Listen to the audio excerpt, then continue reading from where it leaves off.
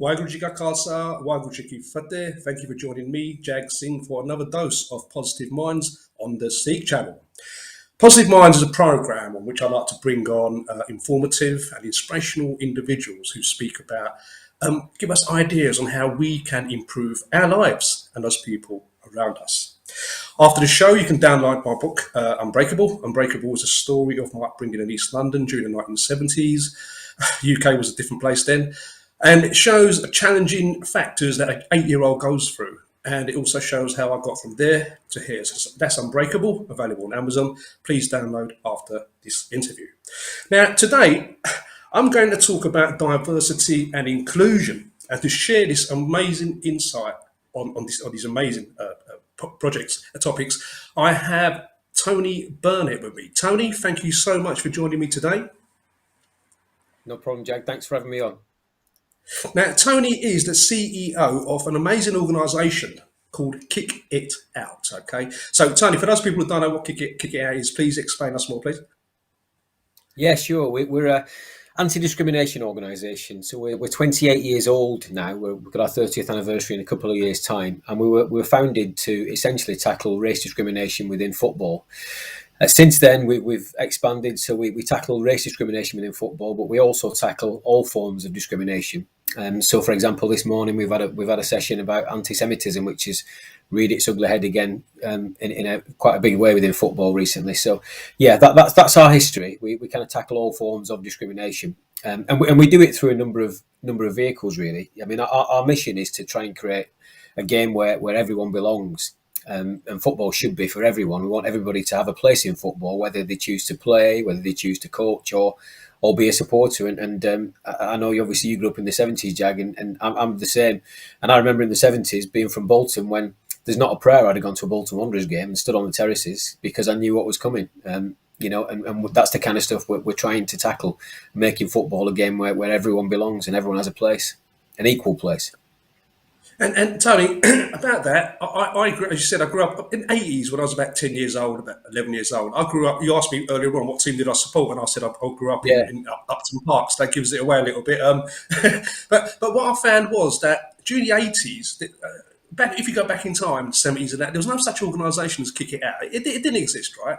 And man, wasn't football a different world? It was like, I remember my mum, right, out of all the times in the world, she wanted a cucumber or a carrot from the shops when there was a match going on. Now, an Indian kid walking down the road, right, I was about 10, 11, I got bombarded with the fans throwing stuff at me, racist abuse and everything. And I just say to Mum, please, can we wait for the match to be over so I can go? But no, obviously she had to make a curry then. It was bad timing. But the racism and the remarks I got for being an Indian boy walking down the road from these fans was terrible. And to know that now there's actually an organisation like yourself that is making sure that not only are you protecting the fans, you're protecting the players, you're protecting the people who work for football organisations. I mean, it's great. Well, I hope so. I mean, I think we've moved on. I mean, we could spend probably all day talking about our mutual childhood experiences of racism, but I mean, within football, I think we started off as an organisation to eradicate discrimination. That's still a big part of what we do. We do a lot of the stuff we do now actually in that space is around lobbying. So we were a big part of the fan-led review. We input into that, and we're doing a lot of stuff now with the online harm safety bill, trying to make sure that the provisions within that online safety bill are appropriate. And we also kind of lobby the government around hate crime. And you'll have seen quite recently that there have been custodial sentences for people who are posting kind of aggressive and hateful stuff online. And we applaud that. We've been pushing for that for a few years now. So we want to make sure that keyboard warriors aren't safe in the bedrooms when they think it's okay to dash out racism. And a couple of prison sentences have actually seen a massive decrease in the number of racist incidents we're seeing online at the minute. But also, it's not just about punishment. So we're big on education as well. So inside the game, I mean, you'll be aware, Jag, the stuff that's gone on in cricket really recently. And I genuinely think that we've got a better environment in football. And that's not just down to Kick It Out. But, for the last 8 years, my colleague, Troy Townsend, who you know well, has been doing some fantastic work leading the education programs within football clubs. So we train all of the apprentices and scholars, the young kids that are coming through, so that when they get to professional level, and as we know, the vast majority won't. The vast majority will leave clubs and go into the wider world. But when they get to professional level, they understand what the behavioural norms are. They understand what the difference between banter and offensive language, and we don't have to have those levels of conversation with them. And then the third aspect that we work on, which we're passionate about, is talent. So we have a program called Raise Your Game. You're going to see that massively relaunched in March, and we're going on a massive push to try and get more people from different backgrounds into football. We want football to be a world where people can have careers from all backgrounds. Do you know how happy it makes me feel to hear that, Tony? Right, that is some great stuff. Now, Tony, to become the CEO of Kick It Out, such an amazing organisation, only you know the road you have walked to get where you are today. Okay, the hard work you have done to get there. So first of all, I'd like to applaud that. Okay, so well done. And secondly, let's go back in time now. Let's go to Bolton. Tell me about your education journey. Tell me about Bolton, Tony. But Bolton's quite a tough working class town, to be fair, and that's no disrespect intended to people from Bolton. You know, it's my early journey was a difficult one. My dad was from Barbados. I'm a dual citizen, dual heritage. So my dad's Barbadian, and I've got a Barbadian passport as well, which I'm proud of. And my mum was white British, so we grew up in quite an undiverse area, shall we say. There was myself and another Jamaican kid who lived within a mile of me, and we met each other at 10 years old. He's still my best friend now. We kind of, I guess, battled everything together, from overt racism in the streets when we were playing out through to the challenges of school and education. And again, I grew up in a time, and there's no excuses here, Jag. You know, I didn't realise at the time how important it was to get an education and how liberating that could be in terms of the future life opportunities. My school life was just trying to survive, I'll be absolutely honest with you. And I didn't realise until later on, when I came out with very little in terms of qualifications, how important those years are. But I'm also passionate about, that's why I'm so passionate about social deprivation, because I think kids who grow up in poor areas and who are poor spend a lot of their life trying to survive. Education is a kind of, for a few, they'll come through the process. But when you're growing up in a poor neighbourhood and you're facing some of the challenges that poor kids are facing from all backgrounds, you know, to then succeed educationally is a huge challenge. So I kind of came out with, and I was concentrating on football as well, to be fair. So I came out with little in terms of qualifications. And then in my early 20s, I was lucky enough to get into sales and marketing. And I ended up at an organisation called Diageo, which is a big drinks organisation. But to get there, I kind of, probably 5 years before that, I knew that to get into an organisation like that, I had to get a degree. So with a young family, I went to night school, I got my degree. And then I went to Liverpool University part-time, got my master's degree. And then I reapplied to Diageo 5 years later, and they rejected me 5 years previously because I didn't have a degree. And then I got in. And it really kind of, my career took off from there, all because of a piece of paper that says I'm intelligent. And Tony, do you know, that's to the viewers out there, right? Those guys who think they've missed the bus, you know, that you can't get on the ladder of education, and you know you got a bit of white hair growing on your head. You know, Tony's an example here, and the same thing for me, Tony. I went to school, and you know, there's so much racism going around me. I didn't have time to educate. I wasn't focused on education, just like we explained there. But you know what I did, Tony? I did exactly what you did. After many years, I went back and I did the night schools, and you know, I did the education because I thought to myself that. There is time, we can manage our time, you know, and it's also a matter of passion, of how badly, you know, you wanted it, and you wanted it badly, Tony, and there you are right now, leading the way with Kick It Out, and that's a great story, Tony. Amongst the great work you've done, Tony, I also understand that you worked with West Midlands Police as an Assistant Director of Diversity and Inclusion. That must have been an interesting role. It was fascinating, actually. Yeah, it was my first probably introduction to the Sikh community in a large degree. I moved to Birmingham. I'd been living in Hull, so prior to joining West Mids Police, my career is kind of, I started off in commercial broad business with Diageo, and then I've kind of interchanged between commercial leadership and diversity and inclusion. So prior to joining West Mids Police, I was managing director of a food manufacturing company up in Hull for 3 years. And then I joined West Midlands Police, and I love Birmingham. I mean, I just had such a passion for Birmingham and the diversity of the community. It was my first introduction to Visaki, and I loved it. You know, tens of thousands of people on the streets of Birmingham. It was a fantastic experience. And I got involved with our Sikh Police Association quite heavily. Harvey Rai, you know, a good colleague and friend at the time as well. And some of the key principles of the Sikh faith are what I live my life by. Every human being's of equal value. That's what I do. That's why I do what I do.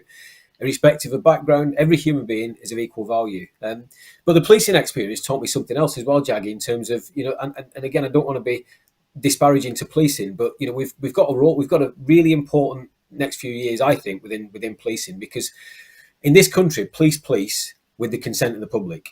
Now, to do that, for me, they have to have legitimacy.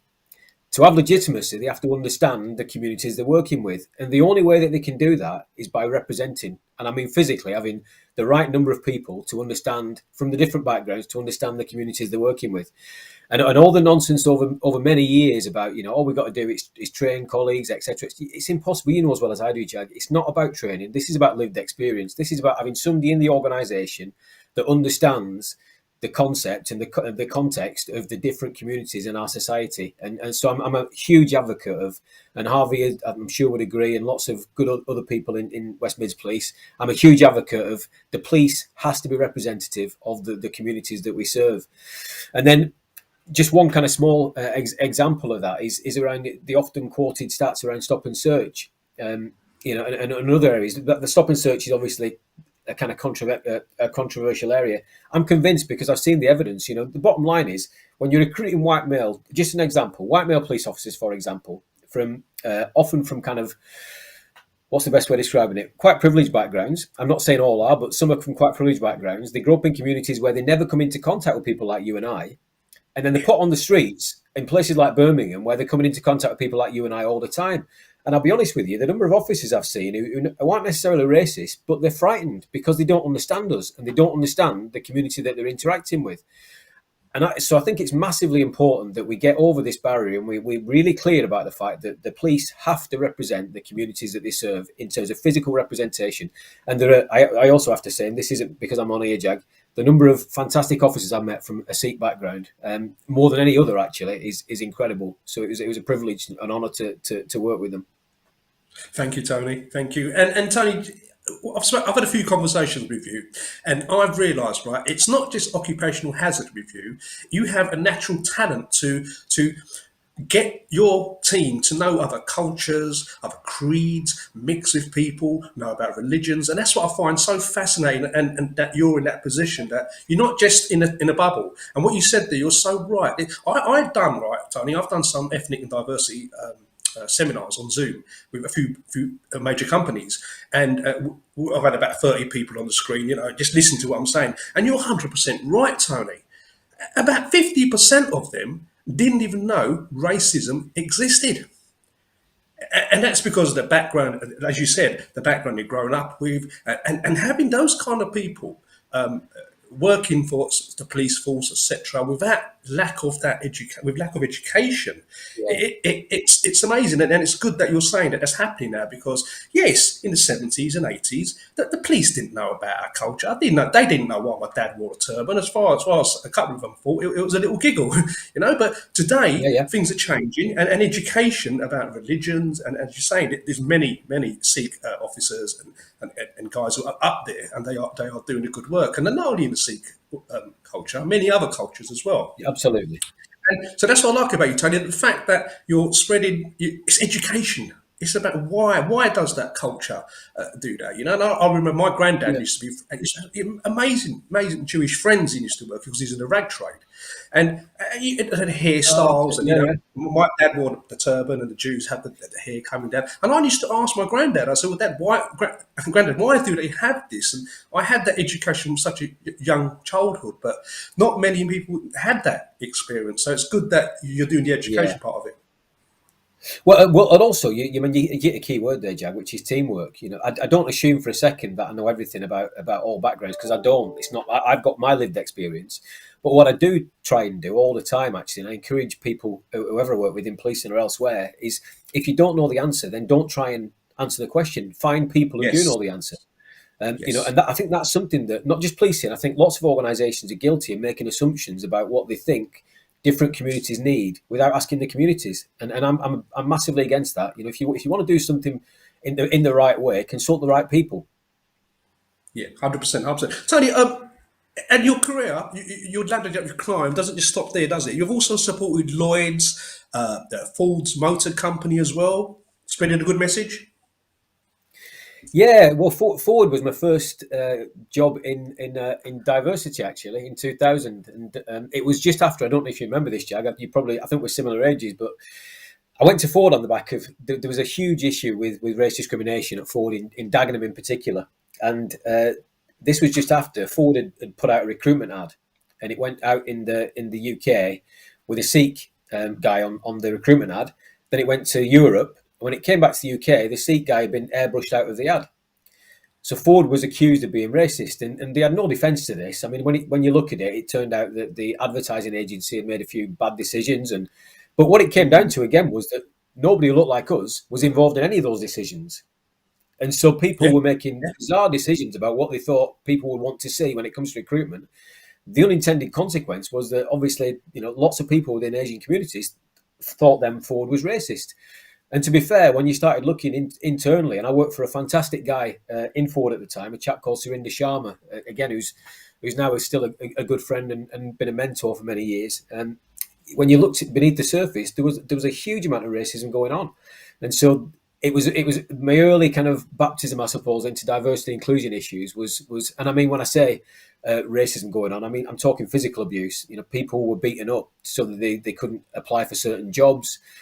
Overt abuse was just common. We used to have situations where dog mess was put in lockers to of ethnic minority colleagues. It was that serious in some parts of Ford at the time.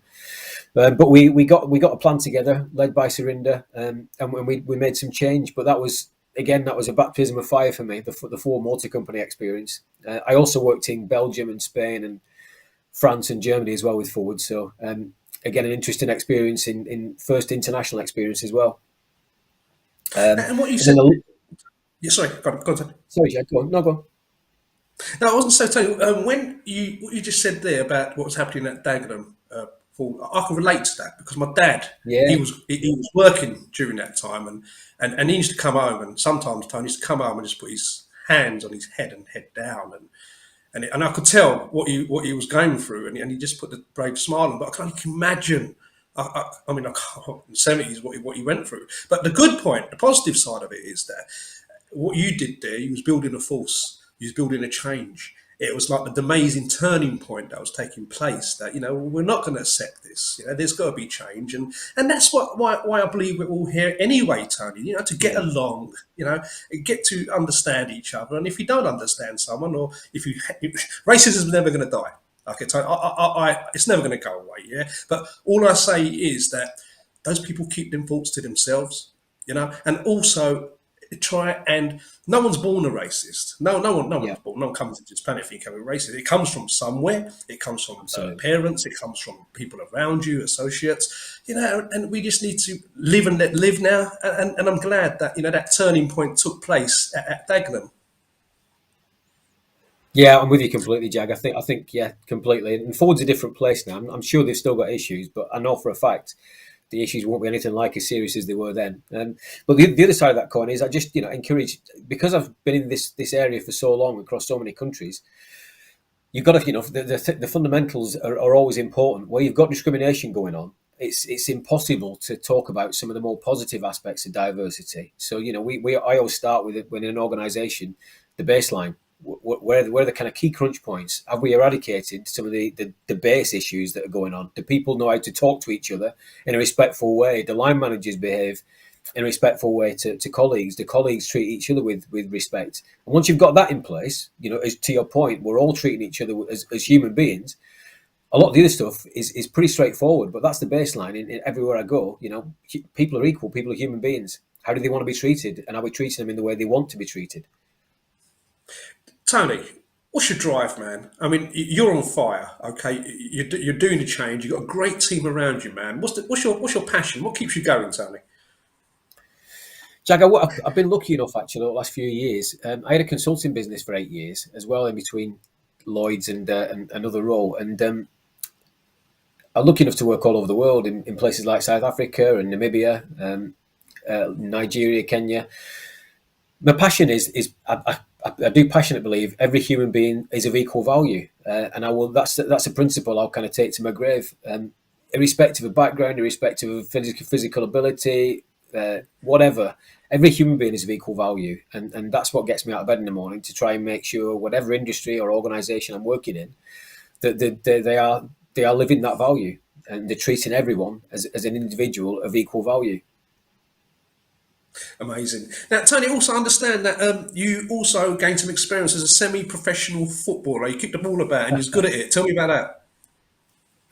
Well, that's for others to decide when I was any good, Jag. But yeah, I did. Well, we had a conversation about school background. I was a trialist. I had trials at Man City, Bournemouth, Bolton Wanderers, and in 17 I ended up at Huddersfield Town, and I was a long-term trialist there. So I had the fantastic opportunity of playing at Anfield. So we played Liverpool in the first round of the FA Youth Cup, and beat them at Anfield. In the presence of Sir Kenny, which was lovely, and we lost against Sheffield Wednesday in the second round. And after that game, I was released. Yeah, I was released, and it was in the days when and also you did some coaching as well. I did, yeah. So, well, semi-pro-wise, I played for Ashton United, Salford City at the time, and when I retired from football, I did my coaching qualifications, and coached kids teams. I retired from that about 5 years ago, but I've got a UEFA B coaching license as well. So we coach kids. Myself and one of my ex-teammates actually, who ended up playing for Manchester City, a lad called Paul Moulding. We coached kids teams for about 10 or 12 years together. Brilliant. Great career, Tony. Great career. Now, let's talk about your views on racism, Tony. I mean, we all know it exists in sports, right? It's not only in football, like you said earlier. Okay, it's in all forms. The cricket situation has happened recently.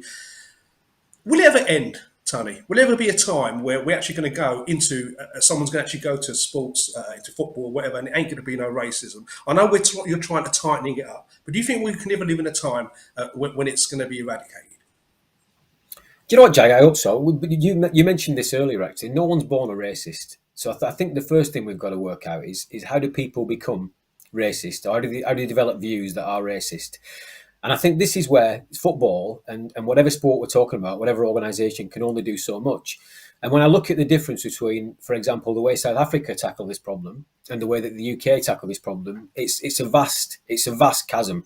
So I think the problem we've got in the UK is that there is a government denial around structural and institutional racism. And I think what that prevents is it prevents us having a conversation about the historical legacy of slavery and colonialism. You know, you and I are products of colonialism. And we never have that conversation. I certainly never had it in school. I know my kids have gone through school. My kids are grown up now. They never had that conversation about what colonialism was, what it meant. And in fact, the notion that for colonialism to exist, it had to convince people like you and I that we were inferior to the white master, which is, you know, the British master at the time. Now, those are the conversations for me that need to happen. And that's the discussion that needs to happen if we're going to deconstruct racism, because all we're seeing now, actually, for me, is the remnants of that, which is people, even in football grounds, that think it's okay to shout racist comments. They do that because they think people like you and I are inferior to them.